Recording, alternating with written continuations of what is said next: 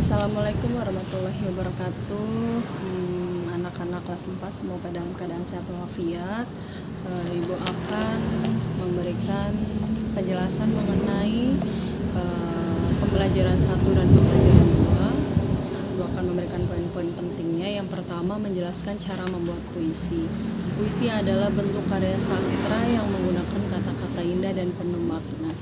Nah, tentu kalian semua memiliki cita-cita sehingga nanti kamu akan membuat puisi yang berisi mengenai cita-citamu.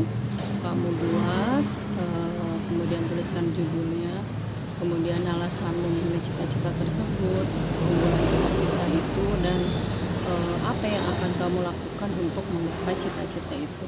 Nah, kamu tulis gagasan-gagasan idenya berupa puisi ya. Puisi mengenai cita-cita masing-masing setiap individu. Oke. Ada beberapa hal yang dapat dilakukan untuk membuat puisi. Yang pertama, menentukan tema. Kamu tentukan dulu tema puisi tersebut. Apa yang akan kamu buat? Misalnya cita-citamu tentang apa? Misalnya guru, maka kamu tuliskan judulnya di atas, yaitu guru. Kemudian yang kedua, melakukan observasi atau pengamatan, di mana di dalam isi puisi tersebut kamu menceritakan apa yang ingin kamu sampaikan mengenai cita-cita sebagai guru itu. Nah, kemudian ada beberapa persiapan dalam membuat puisi. Yang pertama, menentukan tema puisi yang disukai, menyiapkan peralatan tulis, melakukan observasi seperti yang tadi sudah dijelaskan, kemudian menulis cerita yang sesuai dengan isi puisi tersebut. Oke, selanjutnya membandingkan siklus hidup makhluk hidup melalui pengamatan. Beberapa hari lalu Ibu sudah menjelaskan tentang siklus makhluk hidup yang dibagi menjadi 2, yaitu metamorfosis sempurna dan tidak sempurna. Ciri khususnya adalah metamorfosis sempurna itu terdapat fase pupa atau kepompong, sedangkan metamorfosis tidak sempurna itu tidak mengalami masa atau fase kepompong. Jika dalam metamorfosis sempurna seperti kupu-kupu, maka urutan pertamanya itu ada telur, larva, pupa, dan imago. Imago itu hewan dewasa ketika sudah menjadi kupu-kupu. Tetapi ketika dalam metamorfosis tidak sempurna itu cirinya adalah ketika dilahirkan sampai besar itu memiliki bentuk yang sama, hanya saja mengalami pertumbuhan dan perkembangan. Pada metamorfosis tidak sempurna itu terdapat telur, nimfa atau hewan muda maupun imago. Imago ini berupa hewan dewasanya ya. Nah, contoh metamorfosis tidak sempurna itu seperti belalang, tidak mengalami fase pupa. Kemudian Ibu akan sebutkan 2 hewan. Yang pertama kambing, yang kedua adalah kecoa. Kalian bisa menyebutkan apakah itu termasuk metamorfosis sempurna atau tidak sempurna? Ya, kambing dan kecoa termasuk metamorfosis tidak sempurna karena tidak memiliki fase pupa. Ketika kambing melahirkan atau beranak itu langsung dari mulai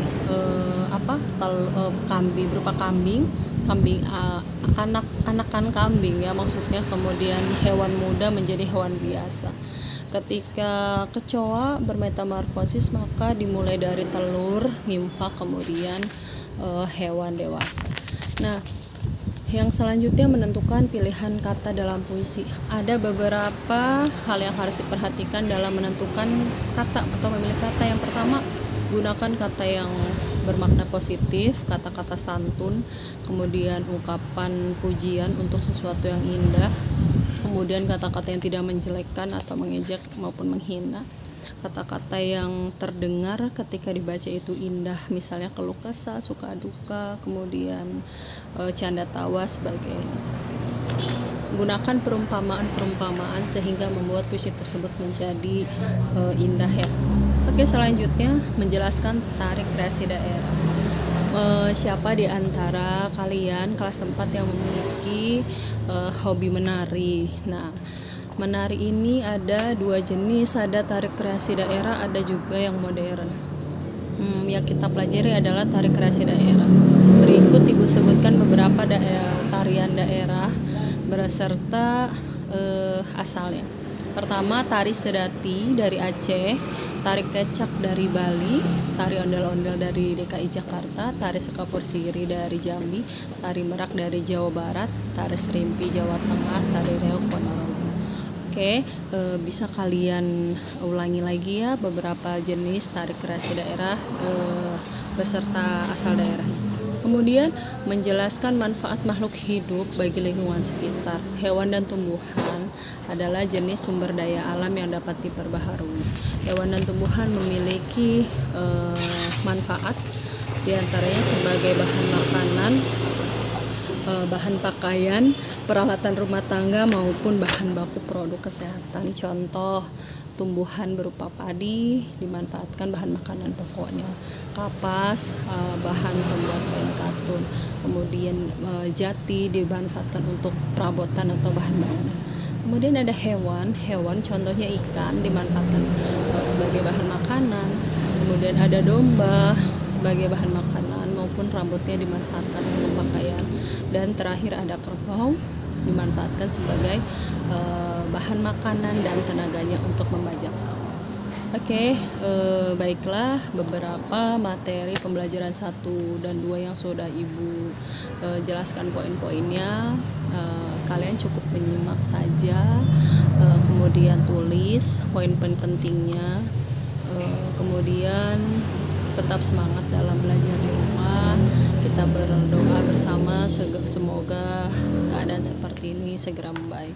Dan jangan lupa tetap patuhi protokol kesehatan dalam beraktivitas.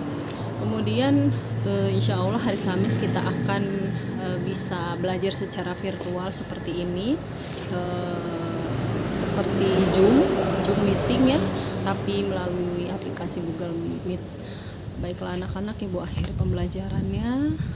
Semoga dapat dipahami dan jaga kesehatan. Wassalamualaikum warahmatullahi wabarakatuh. Semangat.